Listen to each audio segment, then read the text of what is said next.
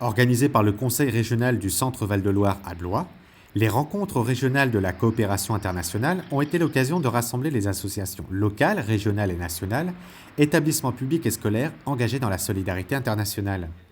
Pourquoi agir et comment ? Autant de questions qui ont été posées lors des conférences et ateliers entre une trentaine de spécialistes et un large public. Puisqu'il est inconcevable d'imaginer un monde qui s'accommoderait de millions de personnes privées de l'accès à l'eau, à la santé ou encore à l'éducation, un monde à partager fut la thématique de cette journée du 15 novembre 2014.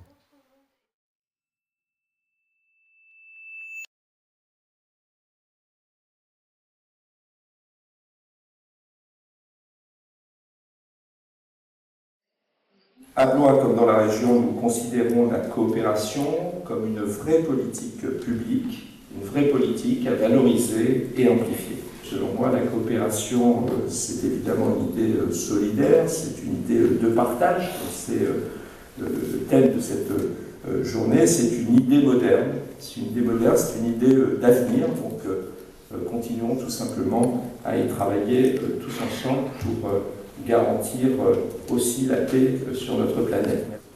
La région, ce sont 9 coopérations décentralisées, mais nous devons partager cette évidence qu'aujourd'hui, cet engagement, il est celui des institutions, mais je crois le dire, il est d'abord celui des associations et des citoyens.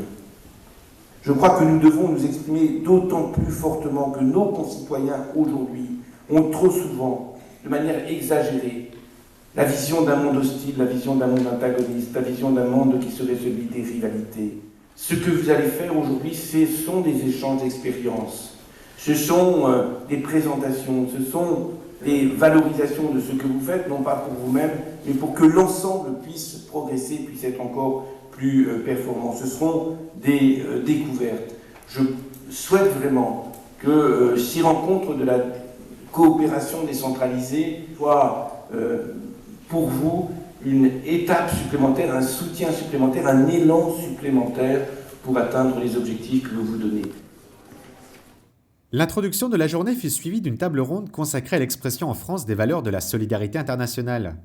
Nicolas Witt, directeur général adjoint de Cités Unies France, Jean-Louis Calins, secrétaire général du Secours populaire français, Bernard Pinault, délégué général du CCFD Terre Solidaire, Yves Le Bars, président du Comité français pour la solidarité internationale et Stéphanie Rivoile, présidente d'Action contre la faim, ont donc été conviés pour s'exprimer sur les valeurs qui les animent.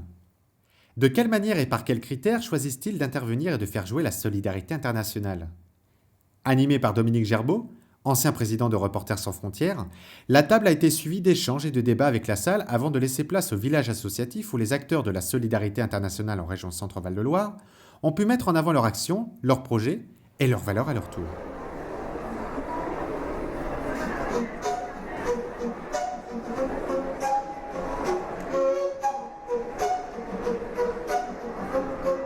Mais qu'est-ce que la solidarité internationale ? Dans un monde de plus en plus inégal, à la fois entre les pays du Nord et du Sud, mais aussi entre les États du Nord, entre ici et là-bas, la solidarité internationale est la prise de conscience de ces inégalités, la compréhension des causes qui les fabriquent, mais aussi la mise en place d'actions pour les combattre. C'est défendre les populations pour qu'elles aient l'accès à l'eau, à l'alimentation, à l'éducation, à la liberté d'expression ou encore à la santé. Autrement dit, c'est défendre les droits fondamentaux des peuples. Je suis le délégué régional du Secours populaire français, donc le Secours populaire qui a à la fois des entités départementales, régionales et bien entendu nationales. À l'heure actuelle, le projet qui nous tient le plus à cœur, c'est un projet en Haïti. Donc suite au séisme de 2010, nous avons aidé à la reconstruction d'une cité scolaire dans la ville de Rivière-Froide, au sud de Port-au-Prince. Nous y avons installé une adduction d'eau et on s'est aperçu que la ville d'à côté, une ville de 15 000 habitants, n'avait pas l'eau, donc on s'est investi dans la réalisation d'une adduction d'eau pour cette ville. Je suis secrétaire générale de l'association Gévalor, gestion et valorisation des matières organiques, c'est-à-dire tout ce qui est déchets ménagers. Je suis président de l'association Amitié Val-de-Loire Biélorussie. Donc notre raison d'être, notre objectif principal, c'est d'accueillir des jeunes qui vivent dans les territoires contaminés par la catastrophe.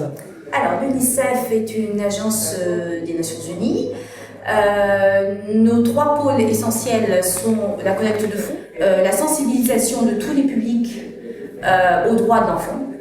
Le 3e pôle, c'est un pôle qui est parfois méconnu, qui est un mandat qui nous est confié par l'UNICEF international, le comité de Genève entre autres. C'est la surveillance en France de la mise en place de la Convention internationale des droits de l'enfant. Président de l'association Vivre du Brésil, nous agissons au Burkina Faso. Notre association a pour but l'éducation, le développement et puis l'aide aux enfants défavorisés. L'association s'appelle donc Graine Espérance Bénin.